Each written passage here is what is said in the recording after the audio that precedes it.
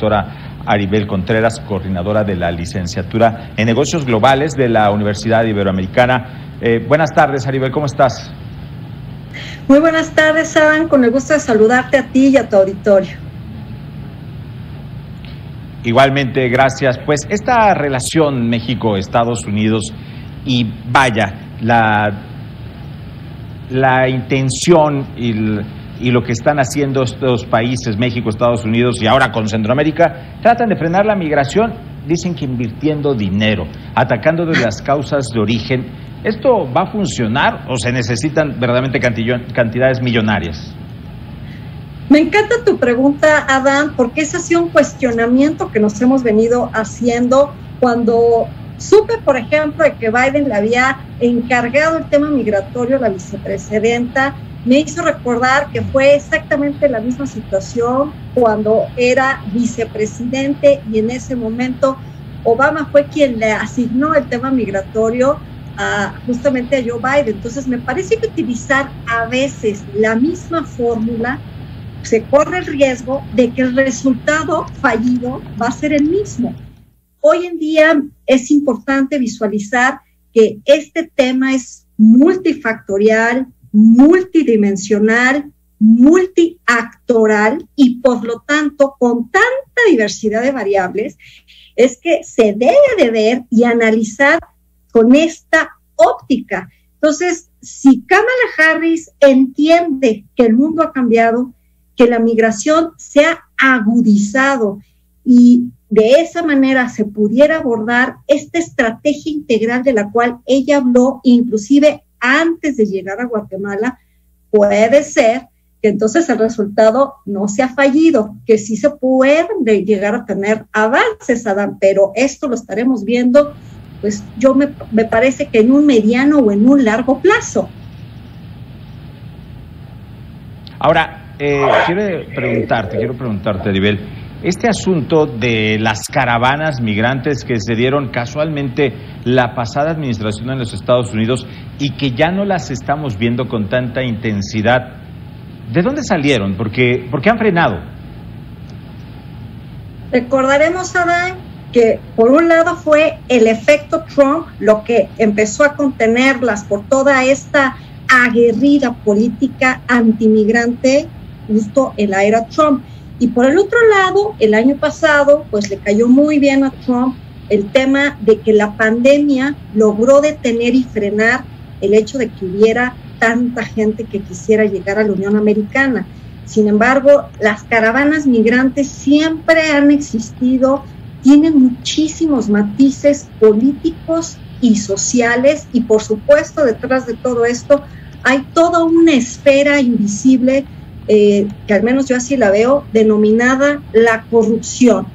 Este cáncer social que existe en todos los países, pues ha sido un factor clave de por qué se sigue dando las caravanas, los movimientos migratorios como operadores de esta terrible necesidad social y económica que cada migrante, detrás de cada historia, pues existe esta búsqueda para alcanzar el sueño americano, Adán. ¿Cómo nos ha impactado, Aribel, el cierre de fronteras, el cruce para no esenciales, le llaman, del cruce de fronterizos no esenciales? ¿Cómo ha impactado en ambos lados ahora que apenas se acaba de anunciar una apertura como gradual? Claro, Adán. Recordaremos que cuando llegó Biden a la Casa Blanca, pues en esta tesitura de este nuevo mensaje que él quería darle una cara humana a la migración, pues se juntó en paralelo el hecho de que comenzaran a vacunarse personas, pero del lado de Estados Unidos. Recordaremos que en el caso pues de México hacia el resto de América Latina, el tema de la vacunación es, como en muchas otras regiones del mundo, una verdadera problemática y muy difícil en cuanto al avance. Entonces, desde el año pasado, cuando fue el cierre de fronteras entre Canadá y Estados Unidos, y lo mismo ha ocurrido entre Estados Unidos y México, esto es respecto al tránsito terrestre, porque finalmente los vuelos aéreos continúan. Entonces, ha habido un gran impacto en cuestión de economía, los comercios, los locales, todos los restaurantes que viven justamente del turismo, pues se vieron gravemente afectados. Y esta extraordinaria estrategia que Estados Unidos ha venido creando, que es el turismo de vacunas para también reactivar su economía, pues es una estrategia extraordinaria para poder captar turistas. Sin embargo, no todo el mundo tiene la posibilidad de viajar a la Unión Americana y lo que se espera es justamente las vacunas. Entonces, de hecho, te hago aquí un paréntesis, Adán. A mí me hubiera encantado ver en esta reunión de la vicepresidenta en Guatemala y en México que hablara de poder donar vacunas a esta región de Centroamérica. Ahora, ¿cómo impacta esto en cuanto a la reactivación de la zona fronteriza? Pues recordaremos que Estados Unidos la semana pasada anunció que iba a donar una gran cantidad de vacunas Johnson, que es unidosis, pero únicamente para los estados fronterizos, justamente porque lo que se busca es la apertura próxima de la frontera para poder reactivar, pero en doble vía, o sea, no solo del lado de Estados Unidos, o bien no solo del lado de México, ya aperturar las fronteras, porque sabemos que gran cantidad de empleos se perdieron, sabemos que una gran cantidad de negocios dependen del consumo mexicano, así como también del lado de México se depende del ingreso de estadounidense a territorio mexicano. Entonces, hoy en día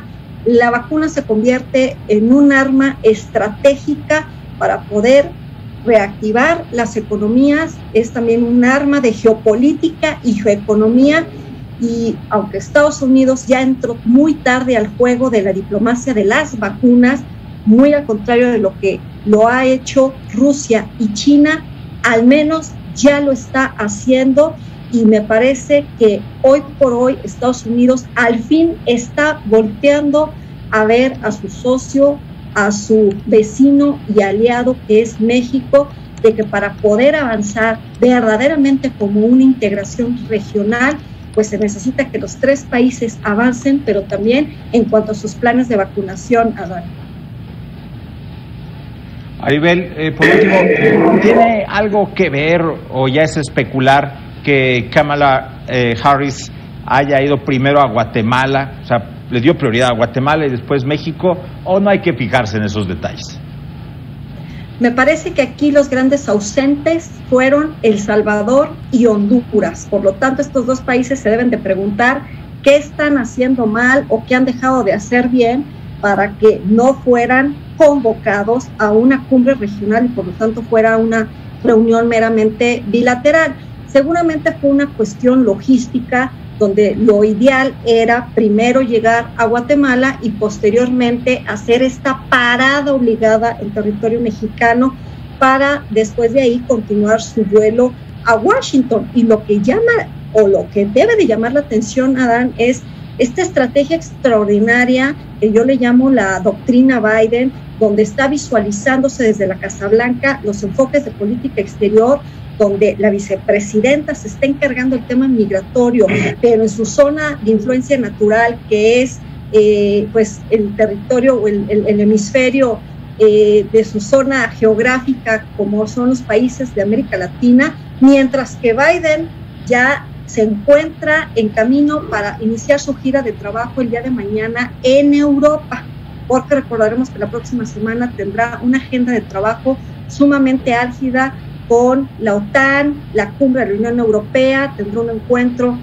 mañana en Reino Unido, y la cereza del pastel tan esperada pues es esta cumbre entre Biden y Putin. Por lo tanto, cuando lo vemos ya en conjunto, podemos visualizar que de manera muy cuidadosa se está abordando a mano la diplomacia estadounidense.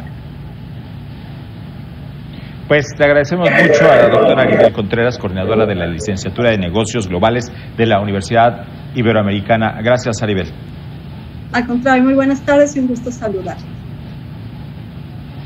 Igualmente, gracias. Vamos.